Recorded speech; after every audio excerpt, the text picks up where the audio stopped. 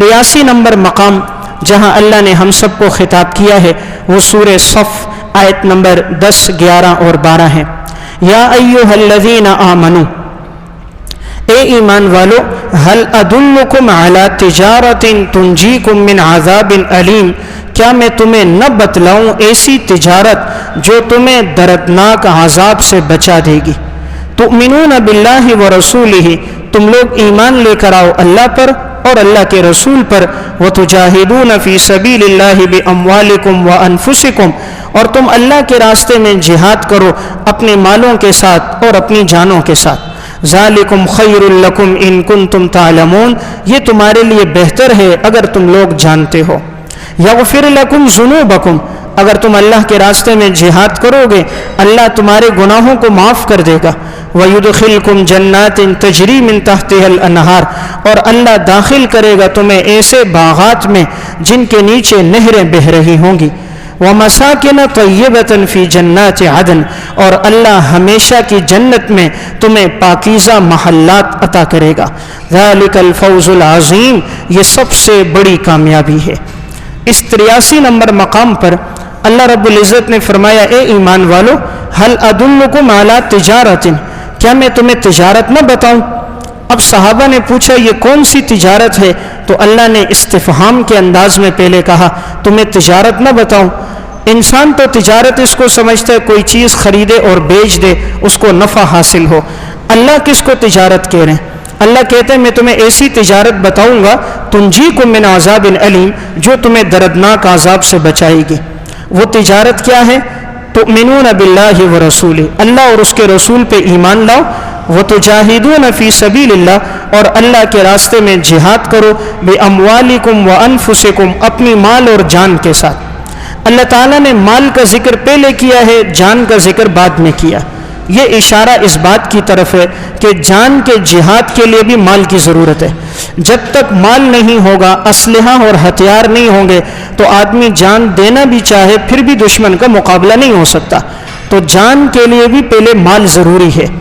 اور نمبر 2، اس لیے مال کا ذکر پہلے کیا کہ انسان کو طبعی طور پر مال سے بڑی محبت ہے۔ انسان مال اتنی آسانی سے نہیں دیتا، اس لیے اللہ نے مال کا ذکر پہلے کیا کہ اللہ کے راستے میں مال دو۔ تیسری بات یہ ہے چونکہ جان قربان کرنا مشکل ہے اور اس کی بنسبت مال دینا بعض لوگوں کے لیے آسان ہوتا ہے، اس لیے اللہ نے کہا اگر تم جا نہیں سکتے، جو لوگ جہاد کر رہے ہیں ان کے ساتھ مالی تعاون کرو۔ مالی تعاون کرو یہ ایسا ہے گویا کہ تم نے جہاد کیا ہے۔ اللہ رب العزت نے فرمایا اگر تم اس میں شرکت کرو گے ہم تمہیں کیا دیں گے؟ 4 باتوں کا وعدہ کیا۔ نمبر 1، یغفر لکم ذنوبکم، جو جہاد میں شرکت کرتا ہے اللہ کہتا ہے ہم اس کے سارے گناہ معاف کر دیتے ہیں۔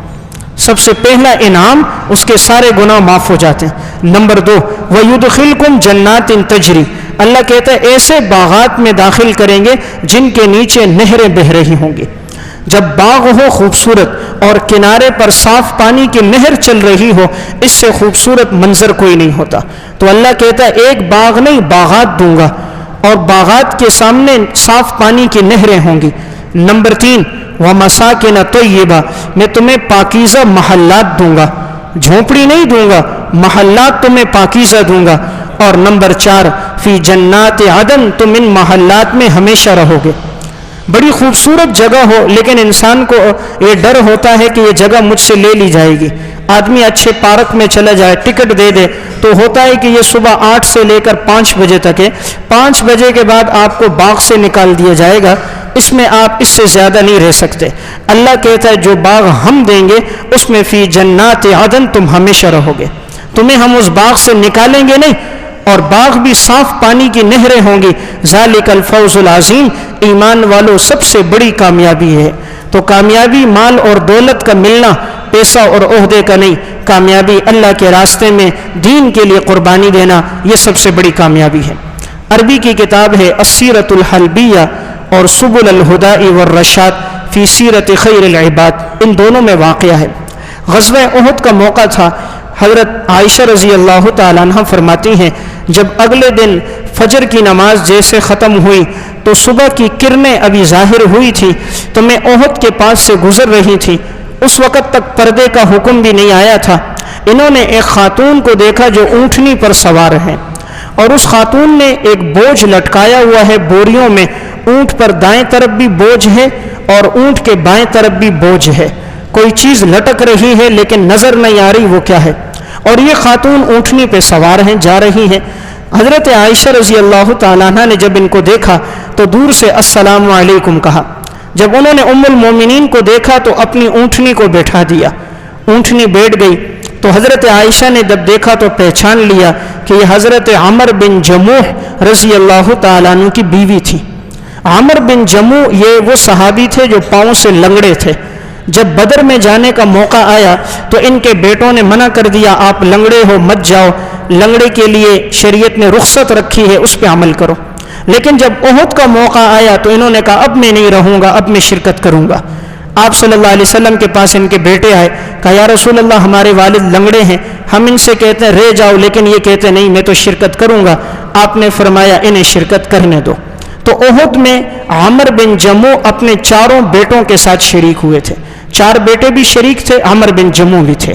اب جب حضرت عائشہ نے پوچھا کہ یہ تم نے اونٹنی کی بوریوں میں دائیں بائیں کیا لٹکایا ہوا ہے، تو عمر بن جموح کی بیوی کی آنکھوں سے آنسو بہنے لگ گئے۔ کہا کہ یہ ایک طرف بوری میں میرے خاوند عمر بن جموح کی لاش ہے اور دوسری طرف بوری میں میرے بیٹے خلاد کی اور میرے بھائی عبداللہ کی لاش ہے۔ کہا یہ تینوں احد میں شہید ہو چکے ہیں۔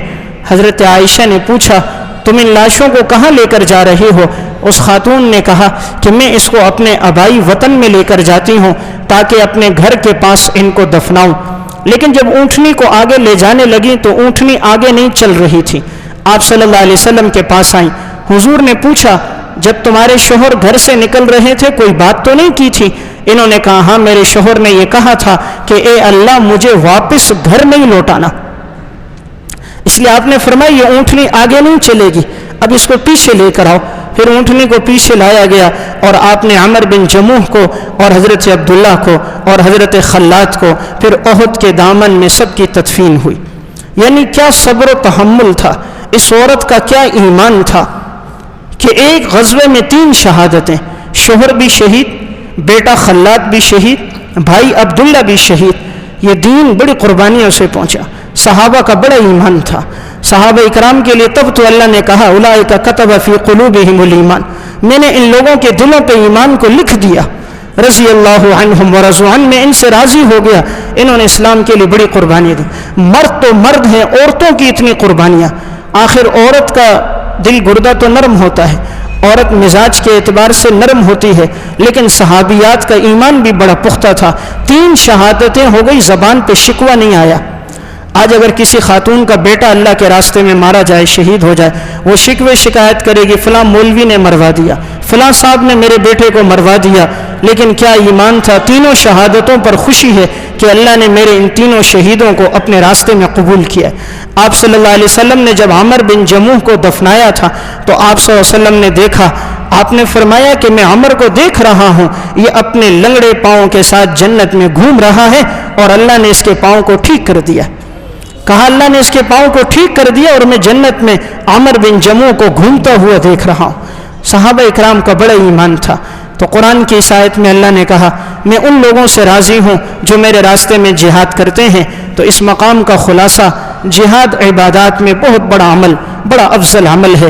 تو جو جہاد کر رہے ہوں انہیں دعاؤں میں یاد رکھنا چاہیے، چاہے وہ عراق میں ہو یا فلسطین میں ہو، چاہے وہ کشمیر میں ہو، قسطنطنیہ میں ہو، چاہے افغانستان میں ہو، جہاں بھی کوئی مسلمان اسلام کی آبیاری کے لیے، اعلاء کلمت اللہ کے لیے لڑ رہا ہے، اسے دعاؤں میں یاد رکھنا چاہیے۔ یہ بہت بڑی قربانی ہے جو اللہ کو بہت پسند ہے، اللہ کے رسول کو بھی بہت پسند ہے۔ تو اس مقام پہ اللہ نے فرمایا کہ جو لوگ اللہ کے راستے میں شہید ہوئے، ذالک الفوز العظیم، ان کی کامیابی بہت بڑی کامیابی ہے۔ اللہ مجھے اور آپ کو عمل کی توفیق دے۔ ربنا آتنا فی الدنیا حسنہ